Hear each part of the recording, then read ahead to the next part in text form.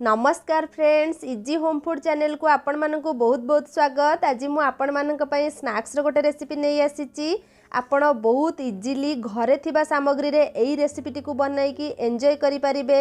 Evening रो snacks रे चा सहित एई स्नैक्स टी की खाइबा को बहुत पसंद लागि थाए। आ छोट पिला मानक तो बहुत पसंद लागिबो। आपण एई स्नैक्स को बनाई की एयर टाइट कंटेनर रे गोटे मास पर्यंत स्टोर करिक रखि परिबे। मु एबे देखौची देखंतु आमर स्नैक्स टी केते क्रंची हेची। आपण थरे बनांतु, मोर विश्वास आपण को बहुत पसंद लागिबो। मेजरिंग करिया पई एठारे मु गोटे बाउल रो व्यवहार करिची। एई रेसिपी टी बनेवा पई प्रथमे आमे 200 ग्राम रो आटा नै जिबा। सेथिरे 50 ग्राम रो मैदा ऐड कर दबा। मैदा दबा द्वारा हमर स्नैक्स टी क्रंची हे थाए। सेथिरे आधा चम्मच हळदी गुंड, आधा चम्मच लंका गुंड, आधा चम्मच लूण,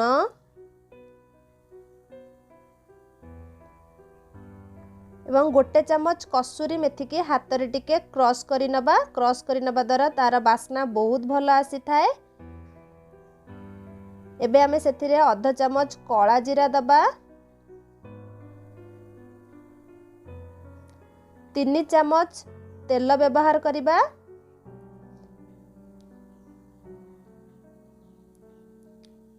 ए सब को आमे भल भाबरे गोळै नबा।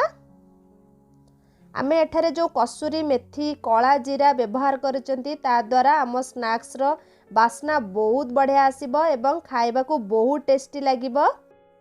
एमती आमको भल भाबरे गोळैबार अछि। आमे जो तेल व्यवहार करिचंती ता द्वारा आमे जो डोटी बनेबा ता टिके खास्ता हबो। आपन को जदी कम लागुची आपन आउ गोटे चम्मच भी ऐड करि परिबे।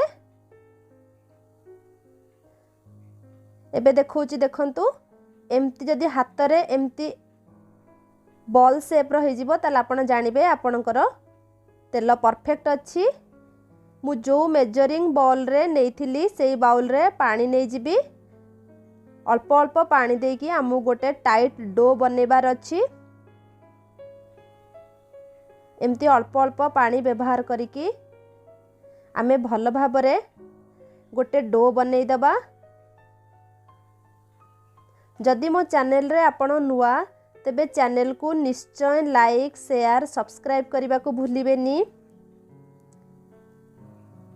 आमको एठारे गोटे टाइट डो बनेबार अछि। देखंतु एमती भल भाबरे आमको डो बनै दबार अछि।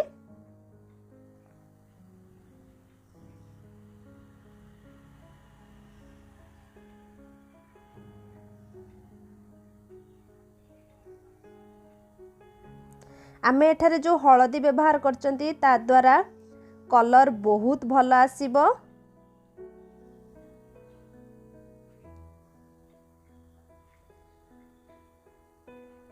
एबे हमरो डो देखंतु पूरा रेडी हे गला।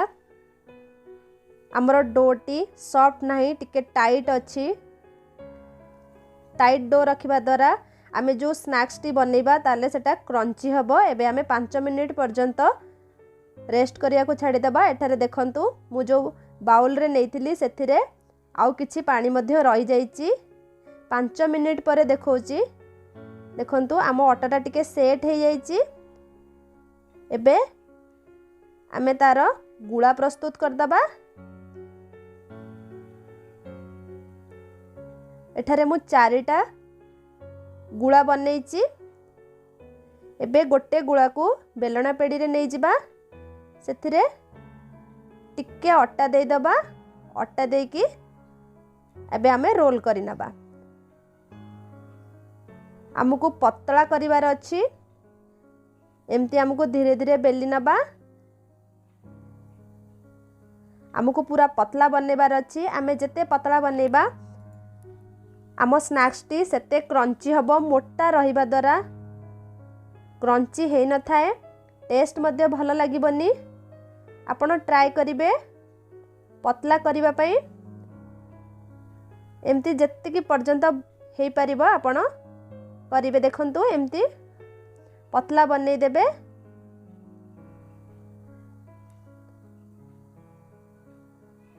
देखंतु एमती पतला मु बनैछि, आपण ट्राई करिवे एमती पतला बनैबा को। एबे गोटे फोक स्पून नै कि सेथिरे होल करनबा। होल करिवा द्वारा आमे जो बनैबा पूरी भलिया बनैबा सेथिरे फुली बनी क्रंची हबो। एबे गोटे बाउल नै कि आमे छोट छोट शेप रे कट करि नबा।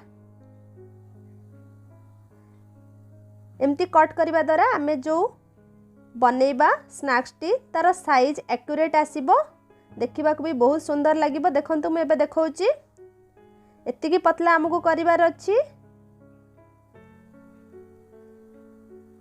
एमती सबू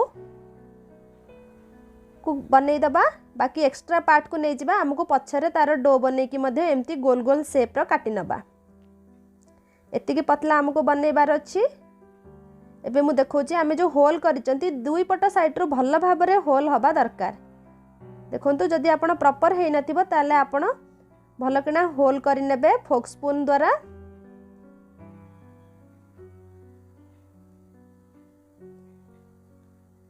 एबे गोटे कड़ाई नै सेतिरे आमे फ्राई करिया पई तेल दे दबा। गैस रो फ्लेम को मीडियम रखी के एबे गोटे पर गोटे पकई नेबी। आपण निश्चय ध्यान रखी के पकेइबे जेमती तेल हाथ को न आसे। एमती गोटे गोटे सावधान रो सहित पकई नेबे। गैस रो फ्लेम को मीडियम रखिबे।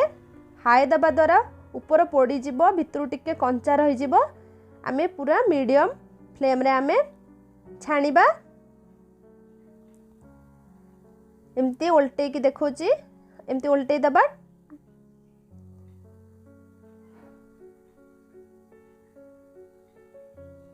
एबे देखंतु गोटे मिनिट परे आम पूरी रेडिश रेडिश देखा जाउची। आमे जो फोक माध्यम रे जो होल करिथिले ता द्वारा आम पूरी फुलिनी। पूरी जदि फुली जिवो ताले आउ क्रंची हबनी। एमती एतिकी कलर देखा गले आपण काढी नेबे। एमती भाबरे हमको सबु छाणी नबार अछि। देखंतु केते रेडिश रेडिश आउ क्रंची देखा जाउची। टोटाल आमर एतिकी स्नैक्स बनिकी रेडी हो गला। जदि मो चैनल नुआ तेबे चैनल को निश्चय लाइक शेयर सब्सक्राइब करने को भूलिबेनी। रहिली नमस्कार, जय जगन्नाथ।